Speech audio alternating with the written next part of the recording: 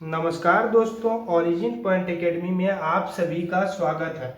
दोस्तों, क्या आपने कभी सोचा है कि बर्फ, पानी और भाप तीनों एक ही पदार्थ है, फिर भी तीनों अलग अलग क्यों दिखाई देते हैं? अगर बर्फ भी पानी है और भाप भी पानी है तो इनमें फर्क क्या है? तो दोस्तों, हमें उम्मीद है कि आप इस क्लास को अच्छे से पूरा करेंगे तो आपका ये जवाब हमेशा के लिए याद हो जाएगा। और दोस्तों, आगे हम पदार्थ के अवस्थाओं के परिवर्तन के बारे में समझेंगे, तो आप बने रहिए इस क्लास में दोस्तों, ताकि आपको सारा चीजें सही से समझ में आ जाए। तो चलिए दोस्तों, अपना टॉपिक स्टार्ट करते हैं। तो दोस्तों, मेरा टॉपिक यही है, आज का सबसे पहला टॉपिक यही है, पदार्थ की अवस्थाएं क्या होती है। आखिर पदार्थ की अवस्था क्या है? पदार्थ जिस भौतिक रूप में पाया जाता है, यानी कि पदार्थ जिस भी रूप में पाया जाता है दोस्तों, उसे ही पदार्थ की अवस्था कहते हैं। पदार्थ यानी कि पदार्थ क्या होता है? पदार्थ किसी भी रूप में, जिस रूप में पाया जाता है, जिस भौतिक रूप में पाया जाता है, उसे ही पदार्थ की अवस्थाएं कहती है। तो दोस्तों, पदार्थ किस किस अवस्थाओं में पाए जाते हैं? दोस्तों, आप नजर से भी देख सकते हैं कि पदार्थ ठोस में पाए जाते हैं, द्रव्य में पाए जाते हैं और गैस में पाए जाते हैं। ठोस यानी कि आप देखिए, किसी किसी मान के चलिए, किसी पानी को जब फ्रिज में रखते हैं तो क्या बन जाता है? वो ठोस बन जाता है। कि बर्फ बन जाता है। बर्फ क्या हो गया दोस्तों? एक ठोस हो गया। उसी पानी को हम नॉर्मल देखते हैं तो वो क्या होता है? द्रव्य होता है। और उसी पानी को जब हम हद से ज्यादा उबालते हैं दोस्तों, उसी पानी को जब हम हद से ज्यादा उबालते हैं तो वो क्या होता है? भाप बन जाता है। यानी कि दोस्तों, वो क्या हो जाता है? गैस के रूप में हो जाता है। इसका यही कहने का अर्थ है दोस्तों, पदार्थ जिस भी भौतिक रूप में पाया जाता है, मतलब जिस भी भौतिक रूप में पाया जाएगा, उसे ही पदार्थ की अवस्था कहेंगे। तो दोस्तों, हम पदार्थ के तीन अवस्थाओं को पढ़ते हैं। अभी हम तीन अवस्थाओं के बारे में समझेंगे दोस्तों। और दो अवस्थाएं हैं, लेकिन अभी उस अवस्थाओं पे हम नहीं जाएंगे, लेकिन अभी पदार्थ की तीन मुख्य अवस्थाओं पे हम चर्चा करेंगे। तो दोस्तों, पदार्थ की तीन मुख्य अवस्थाएं क्या है? सबसे पहला ठोस है, दूसरा है द्रव, तीसरा है गैस। दोस्तों, हम समझते हैं कि ठोस क्या है, आखिर ठोस होता क्या है।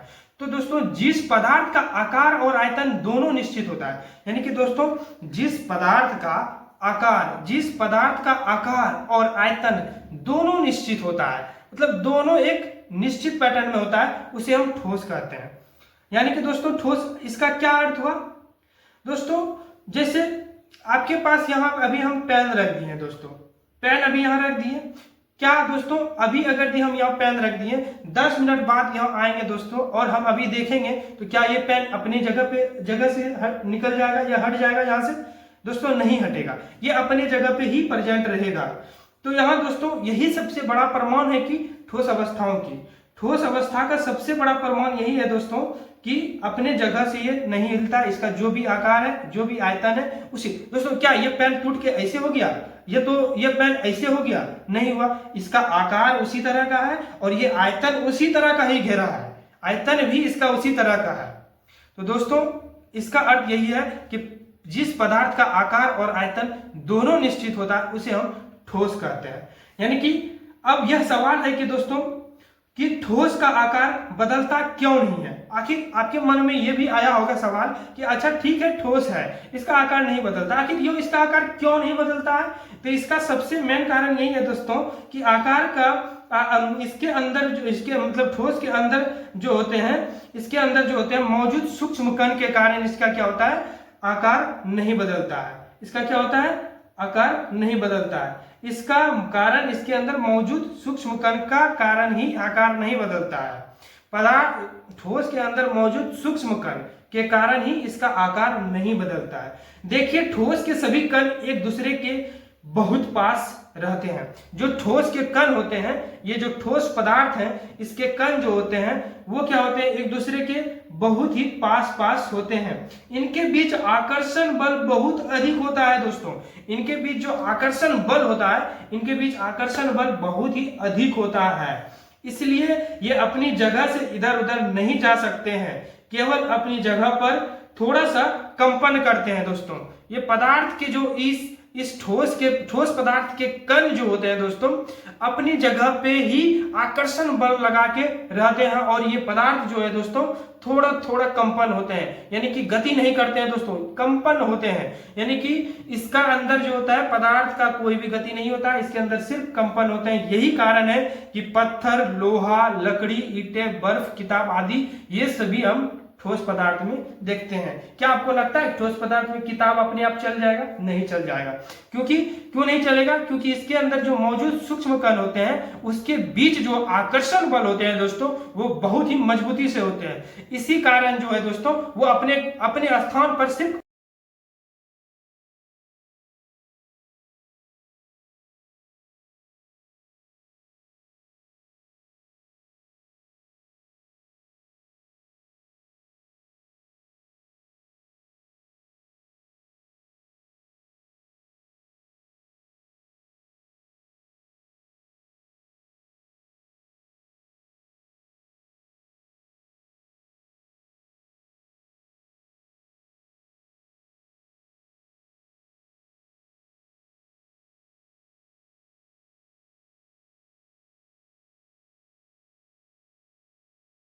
होता है, इसके कण बहुत पास पास होते हैं, यानी कि इस ठोस पदार्थ के अंदर के जो कण होते हैं वो बहुत पास पास होते हैं दोस्तों।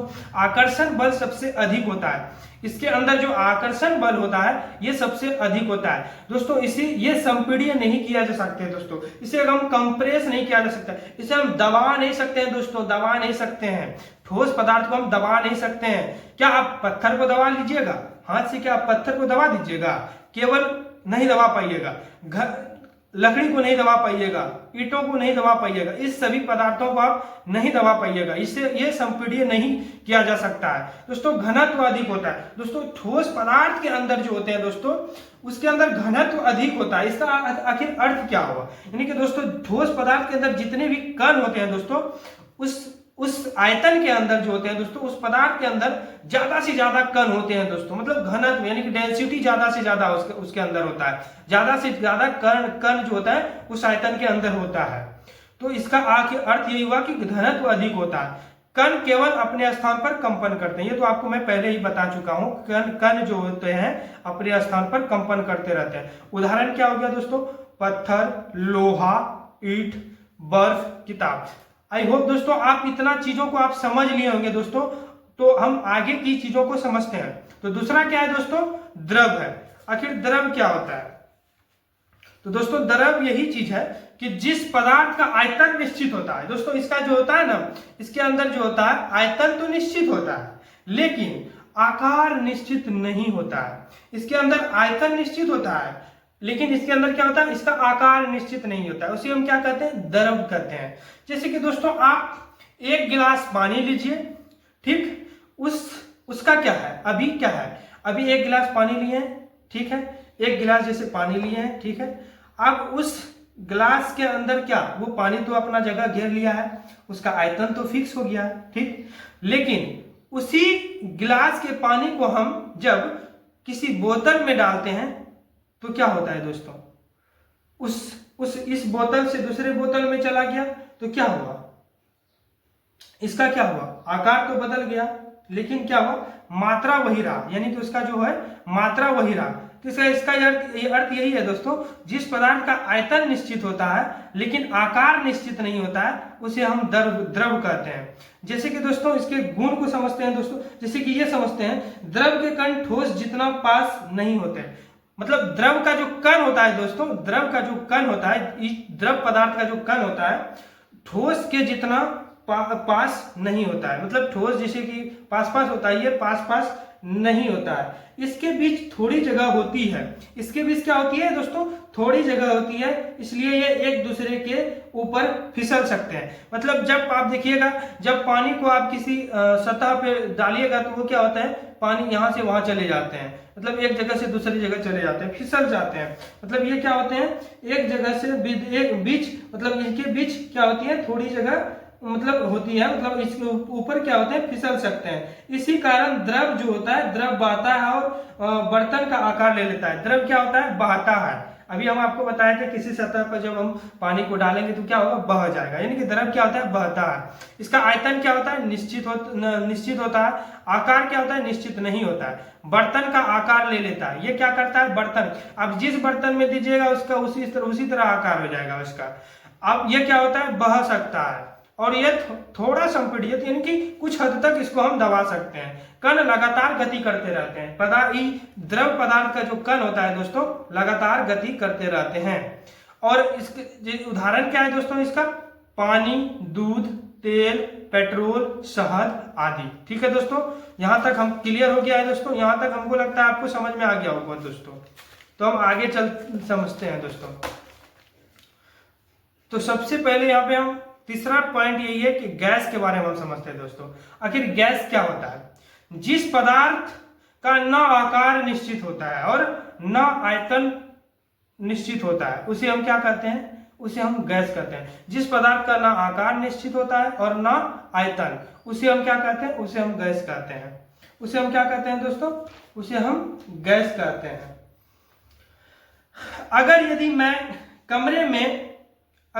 कमरे में परफ्यूम को छिड़क देता हूं, मतलब परफ्यूम मार देता हूं अपने क्लासरूम में, तो कुछ ही सेकंड में या समय में क्या होगा, पूरी क्लास में उसकी खुशबू आ जाएगी। दोस्तों आप समझते हैं कि मतलब जब किसी कमरे में हम परफ्यूम मारते हैं या कुछ अपने शर्ट कपड़े में मारते हैं तो देखते हैं यहाँ पूरा एकदम सेंट करने लगता है, खुशबू करने लगता है। ऐसा इसलिए होता है क्योंकि गैस के कण बहुत दूर दूर होते हैं। मतलब गैस के कण जो होते हैं, यानी कि गैस पदार्थ के कण जो होते हैं, गैस के अंदर जो कण होते हैं, इसके कण क्या होते हैं, बहुत दूर दूर होते हैं। क्या होते हैं दोस्तों, बहुत दूर दूर होते हैं और बहुत तेज से गति करते हैं। क्या करते हैं, बहुत तेज गति से हर दिशा में चलते हैं, इसलिए तुरंत सेंट इधर से उधर, मतलब जैसे मारिएगा इधर पूरा महकने लगेगा।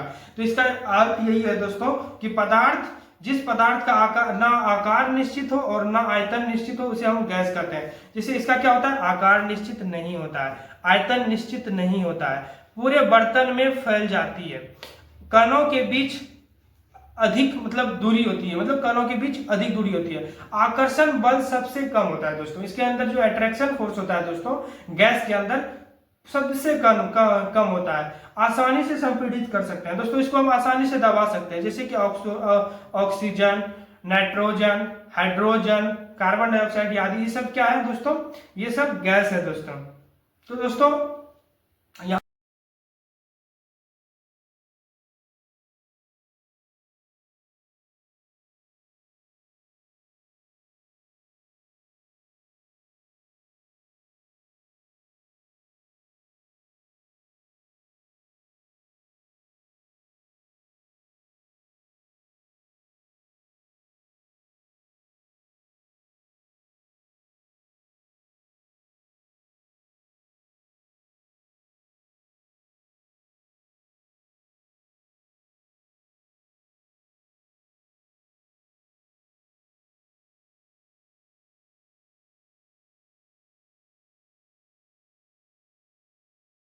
Change of state of matter, पदार्थ की अवस्थाओं में परिवर्तन आखिर है क्या।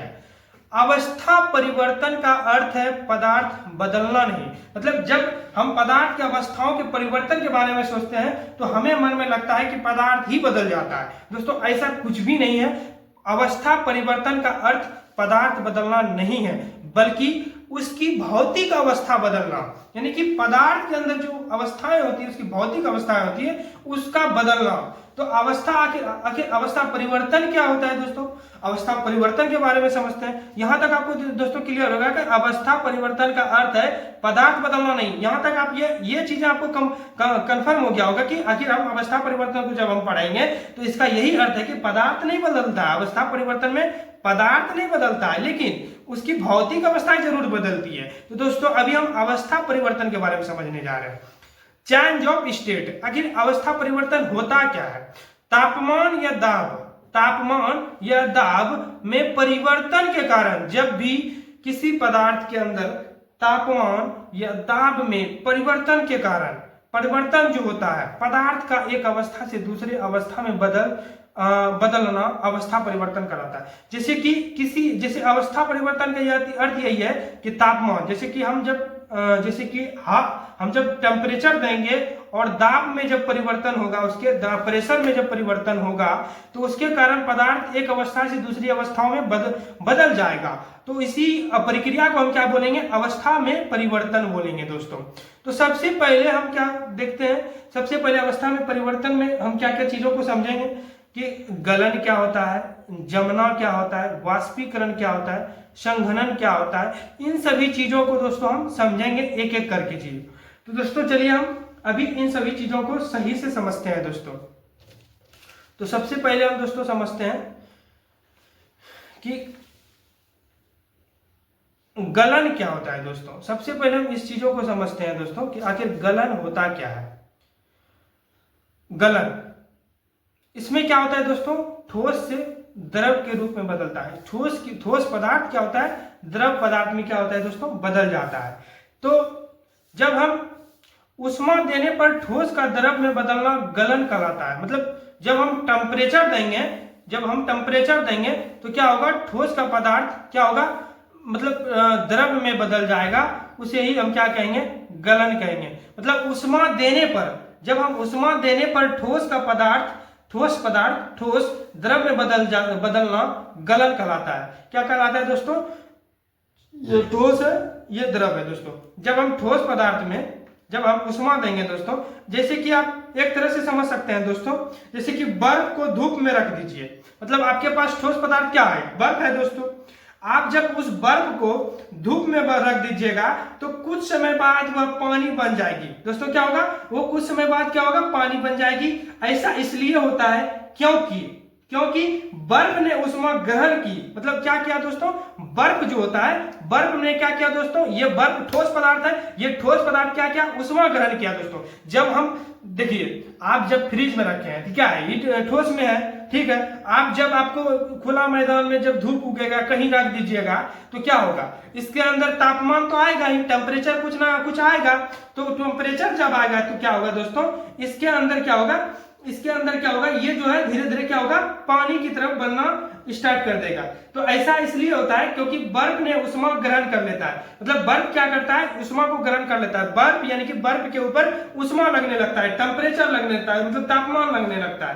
तो क्या होता है दोस्तों, बर्फ ने उष्मा ग्रहण की, उष्मा मिलने पर उसके कणों की गति बढ़ जाती है दोस्तों। सबसे इंपॉर्टेंट चीज ये है दोस्तों, जब भी हम ठोस पदार्थ के अंदर हम जब उष्मा देते हैं दोस्तों, उनके कणों के बीच देखिए, जब हम ठोस पदार्थ जब ठोस होता है तो उसके अंदर जो मतलब इसके अंदर जो कणों की मतलब जो ऊर्जा मतलब गति होता है, वो क्या होता है दोस्तों, कम रहता है, ठीक है ना।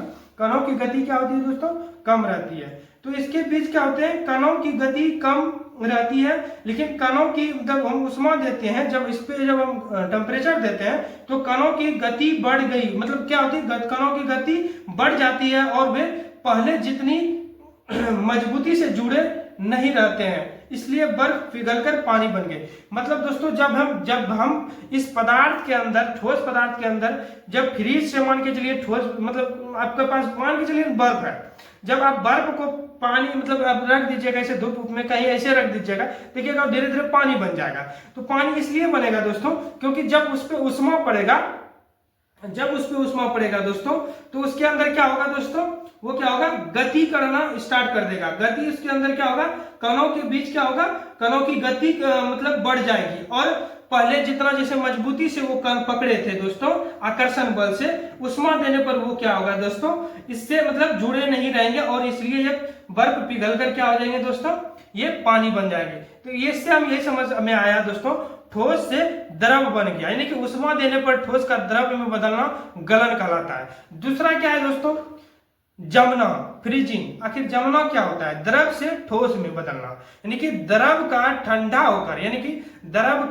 होकर ठोस में बनना जमना कहलाता है। यानी कि इसका अर्थ यही है कि कोई भी द्रव है वो ठंडा होकर क्या हो गया, ठोस बन गया। क्या हो गया, ठोस बन गया, तो क्या हो गया, जमना कहलाएगा, ठीक है ना। इसका अर्थ यही है कि अब मतलब यही पानी को फ्रीज में रख दिया जाए। अगर हम कोई पानी है, उस पानी को हम जब फ्रीज में रख देंगे तो तापमान क्या होगा, इसका कम होगा। मतलब जब देखिए जब कोई पानी है उसको हम फ्रिज में रखें तो क्या करें, टेम्परेचर तो आखिर तापमान तो वो कम ही करेगा, कम होगा, कणों की गति कम हो जाएगी। मतलब देखिए जब तापमान बढ़ता है तभी कणों की गति उसके अंदर ज्यादा होता है। तो क्या होगा, जब हम फ्रिज में रख देंगे तो उसके क्या होगा, उसके अंदर कणों की गति क्या होगा, कम हो जाएगी। तो वे क्या होंगे, वे फिर पास पास आ जाएंगे और अपनी बर्फ बन जाएंगे। मतलब जब कणों की गति कम होंगे और उसके तापमान जब कम होगा दोस्तों, तो क्या होगा, वो फिर पास पास हो जाएगा और उसके अंदर अट्रैक्शन फोर्स लग जाएगा और वो क्या बन जाएगा दोस्तों, वो फिर ठोस पदार्थ हो जाएगा।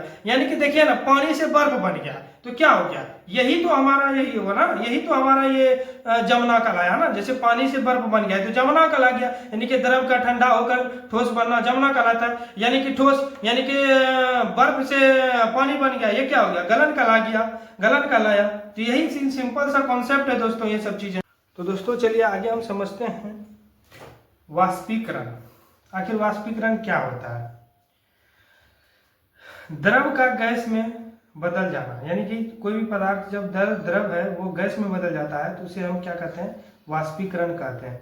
यानी कि उष्मा देने पर द्रव गैस में बदल जाना, जब हम हीट देते हैं द्रव में तो वो गैस में बदल जाना वाष्पीकरण कहलाता है। यानी कि उष्मा देने पर द्रव का गैस में बदलना वाष्पीकरण कहलाता है। यानी कि दोस्तों जब हम पानी उबालते हैं तो वह भाप बन जाता है। ऐसा इसलिए होता है क्योंकि कणों को इतनी ऊर्जा मिल जाती है कि वे एक दूसरे के आकर्षण बल को छोड़कर गैस के रूप में बाहर निकल जाते हैं। यानी कि जब हम पानी को उबालते हैं, जब पानी को हम जब गैस पे चढ़ाते हैं तो दोस्तों देखिए उबलते उबलते कि वो क्या होगा, भाप के रूप में क्या होगा, ऊपर चले जाते हैं, मतलब गैस के रूप में निकल जाते हैं, वो भाप के रूप में निकल जाता है। तो इसी प्रक्रिया को क्या बोलते हैं, हम वाष्पीकरण बोलते हैं। यानी कि जब हम किसी, जैसे कि मान चलिए पानी में यानी कि किसी द्रव में जब हम उष्मा देते हैं तो वो क्या होता है, भाप के रूप में निकल जाता है। तो उसी प्रक्रिया को क्या बोलते हैं, वाष्पीकरण कहते हैं। यानी कि उष्मा का मतलब द्रव का गैस में बदलना, यानी कि उष्मा देने पर तो वो क्या कहलाता है, वाष्पीकरण कहलाता है। तो दूसरा पॉइंट क्या है दोस्तों, संघनन। आखिर संघनन क्या होता है। इसमें गैस क्या होता है कि द्रव में बदल जाता है। इसमें क्या होता है दोस्तों, गैस जो है, इसमें गैस जो है द्रव में बदल जाता है। यानी कि गैस का ठंडा होकर द्रव में बदलना, यानी कि गैस का ठंडा होकर द्रव में बदलना क्या कहलाता है, संघनन कहलाता है। क्या कहलाता है, संघनन कहलाता है। यानी कि आप देखेंगे कि बरसात के टाइम में जब आपको पता होगा बरसात आखिर होता कैसे है, यानी कि हम इसमें समझे तो बरसात होता कैसे है, तो इसके माध्यम से इस उदाहरण को हम समझते हैं। फिर संघनन है क्या, यानी कि गैस का ठंडा होकर, मतलब गैस का ठंडा होकर द्रव में बदलना संघनन कहलाता है। यानी कि जब बरसात होती है तो मतलब सूर्य की गर्मी से पानी भाप बन जाता है। यानी कि आपके आसपास जितने तालाब है चारों तरफ, वो क्या होता है, उस पानी को सूर्य क्या करता है, सूर्य की गर्मी की मतलब जो गर्मी से क्या होता है कि भाप बनकर क्या होता है, ऊपर जाता है। यानी कि सूर्य का जो गर्मी होता है, वो तापमान होता है, वो क्या होता है, वो भाप बना देता है उस सारे पानी को भाप बनाकर क्या करता है, ऊपर जाता है। और ऊपर ठंडा वातावरण मिलने पर, यानी कि ठंडा जब वातावरण मिल जाता है तो ठंडा वातावरण मिलने पर भाप छोटी छोटी पानी की बूंदों में बदल जाती है। इसे ही संघनन कहते हैं। यानी कि देखिए जब मतलब गैस का द्रव में बदलना, यानी कि ये क्या होता है, यानी कि सूर्य की गर्मी क्या करती है, इसको क्या भाप के रूप में क्या करता है, ऊपर लेके जाता है। यानी कि भाप के रूप में क्या होता है, ये ऊपर जाता है और ठंडे वातावरण में जाने के बाद क्या होता है, वो ठंडे वातावरण में जाने के बाद क्या होता है, वो द्रव के रूप में क्या होता है कि गिरता है। यानी कि पानी बूंद बूंद गिरता है। बारिश देखते ही होंगे वो कैसे होता है, वो पहले सूर्य की गर्मी के कारण वो सारी तालाब नदियों को सुखा लेता है, यानी कि तापमान के कारण क्या करता है, खींच लेता है। उसके बाद वो ठंडे वातावरण में जैसे जाते हैं तो वो क्या करता है, वो पानी बूंद के रूप में नीचे गिरता है। तो इसे ही हम क्या कहते हैं दोस्तों, इसे ही हम संघनन कहते हैं। इसी प्रक्रिया को हम संघनन कहते हैं।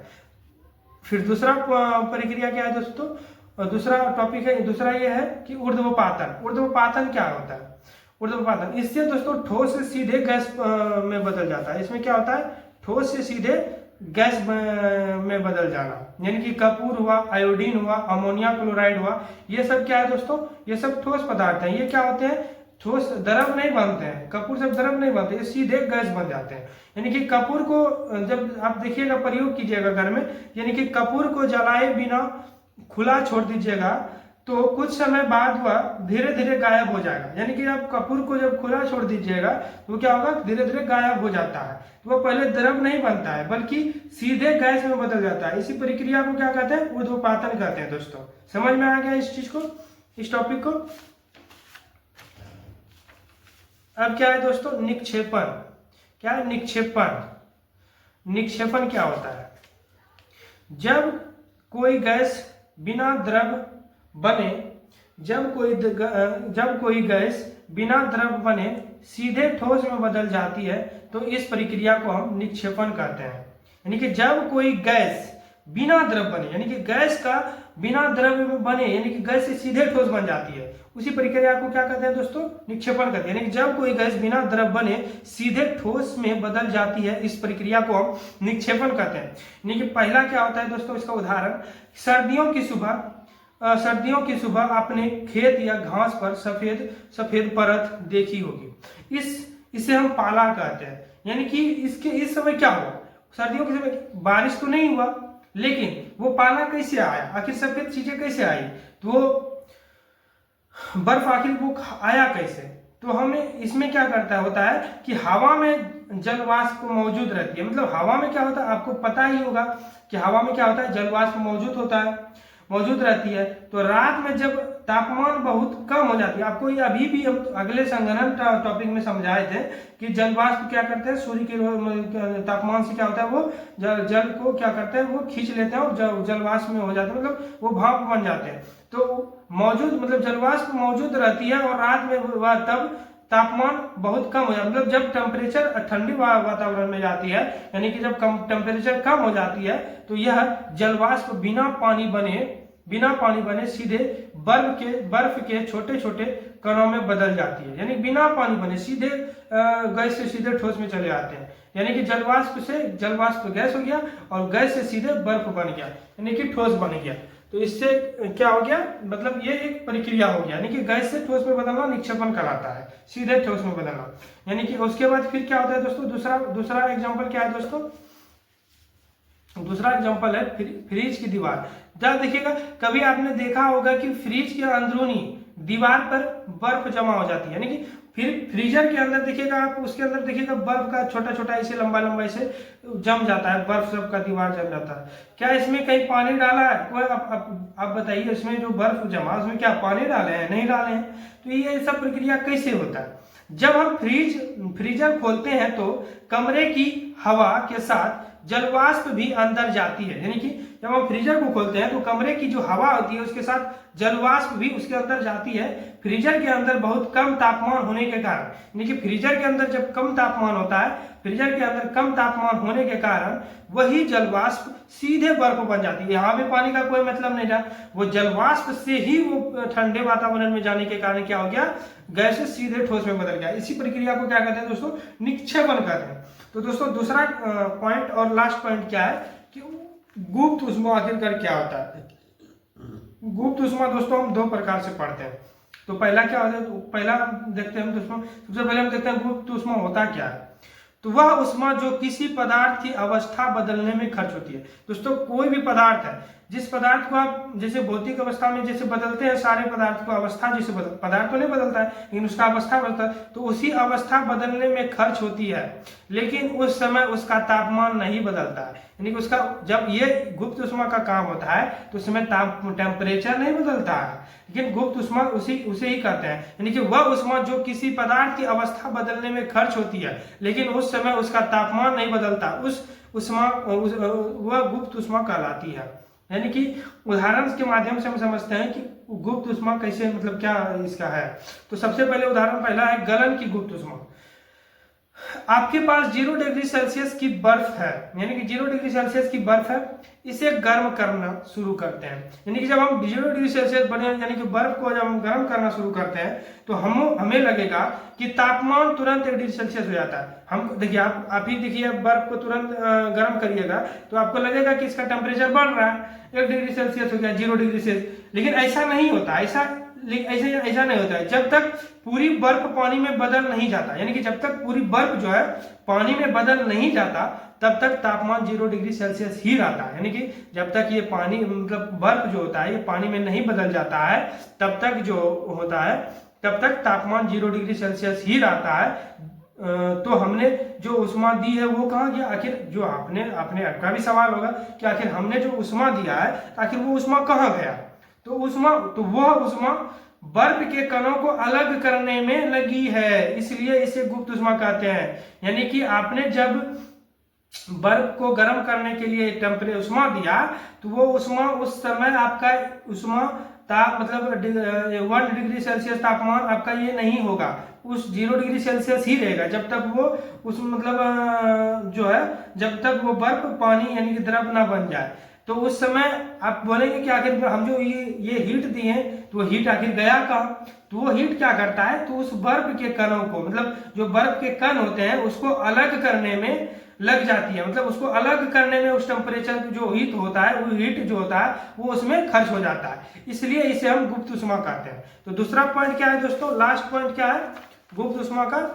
दूसरा उदाहरण क्या है दोस्तों? वाष्पन की गुप्त उष्मा। यानी कि पानी 100 डिग्री मतलब वाष्पन की आखिर गुप्त उष्मा क्या होती है?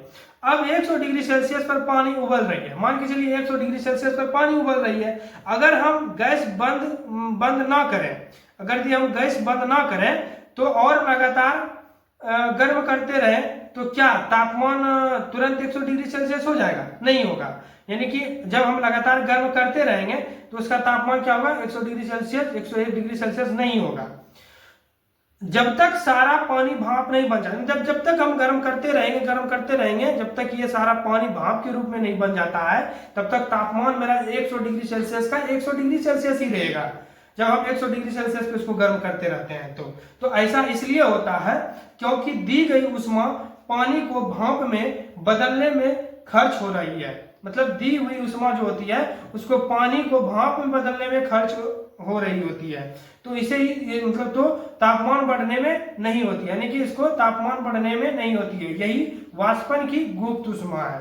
यानी कि मतलब ये जो 100 डिग्री सेल्सियस पे तापमान पर मतलब रहता है ये, इसको क्या होता है मतलब ये जो है तुरंत मतलब उस समय जब पानी रहता है उसको भाप, जब तक वो पूरे पानी भाप नहीं बन जाते हैं तब तक वो 101 डिग्री से 100 डिग्री से वो 101 डिग्री नहीं हो सकता है जब तक वो पूरे भाप नहीं बन जाता। यही इसी प्रक्रिया को हम क्या बोलते हैं? वाष्पन की गुप्त उष्मा। तो दोस्तों आज का वीडियो यहीं पे समाप्त करते हैं। तो दोस्तों अगर यदि आपको क्लास वाइज आप इससे पहले अगर आगे की क्लास पहले की क्लास नहीं किए हैं तो क्लास 1 क्लास 2 ये तीसरा क्लास है दोस्तों, तो आप पहले आगे की क्लास पीछे की क्लास कर लीजिए दोस्तों, उसके बाद ये क्लास कीजिए। और आपको अगर दी सभी मतलब क्लास वाइज अगर दी आपको इसका पीडीएफ चाहिए जो हमने पढ़ा है उसका पीडीएफ चाहिए तो दोस्तों आप लोग कमेंट कीजिए और लाइक कीजिए। हम इन सारे पीडीएफ को दोस्तों अपने टेलीग्राम चैनल पे हम डाल देंगे पीडीएफ के रूप में, क्लास वाइज सारा जितना भी पीडीएफ पढ़ाएंगे आप यहाँ से समझ लीजिए, उसके बाद सारे पीडीएफ को एक लाइन से आप अपने कॉपी में सही से लिख लीजिए। तो दोस्तों यहीं पे वीडियो आज समाप्त करते हैं। Thank you.